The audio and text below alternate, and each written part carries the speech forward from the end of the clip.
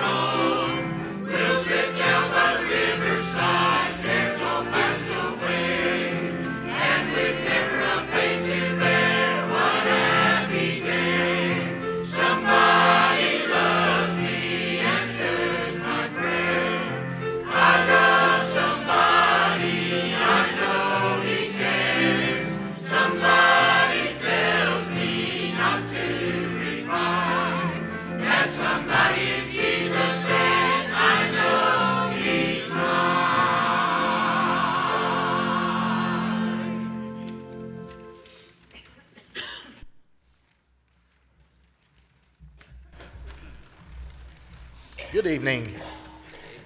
Good to see you back in the Lord's house. And we've had a little furniture moving above our heads today, but everybody looks like they're all right. That's what they used to tell us when we was children. God was changing the furniture around in heaven a little bit for us not to be afraid with the thunderstorms. But anyway, I'm glad to see you're back here ready to worship. We had a great time this morning in the Lord.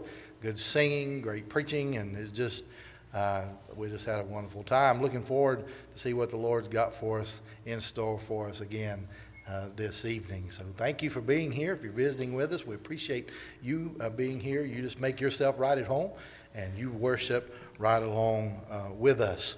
We've got a few to mention to you on our prayer sheet. Some of these won't be on your sheet, so if you like to add those, feel free to do so. Haley Aldridge, upcoming tonsillectomy on the 13th.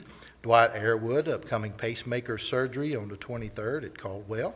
Miss Cindy Austin, there in your bulletin it says health issues. This is one that you might want to add. She fell and broke her shoulder, and she's got to have upcoming surgery to repair that. So if you would remember Miss Cindy Austin. Gary Baker with his appointments and tests at UNC Chapel Hill upcoming in June. Miss Betty Bashirs, notice Miss Betty was back today, and seen her as she's recovering from her broken foot. And then Rex Cannon, we prayed for this dear fella quite often and quite a lot and quite fervently, and to see him from Sunday until we had several visits with him this week from all of us ministers, and he just made a tremendous amount of progress from Sunday till today, I'm sure. So if you would continue remembering him, he is at Hickory Falls continuing his rehab, and hopefully in a week or so too that he'll be able to go home, and we're praying that it won't be long till he's sitting in his place worshiping right along with us. Miss Jean Smith, upcoming surgery on Tuesday, if you remember her. Marie Looper, this is Jeff Justice's mother, is a member here at this church, was at Fry this week and has been since discharged and is at home. Miss Linda Miller is at home, not at the Share Center. She is at home, and she's recovering from a broken hip and surgery that she had, but also she's being treated for blood clots, and so that's a serious condition, and if you would please keep her on your prayer sheet every day as well.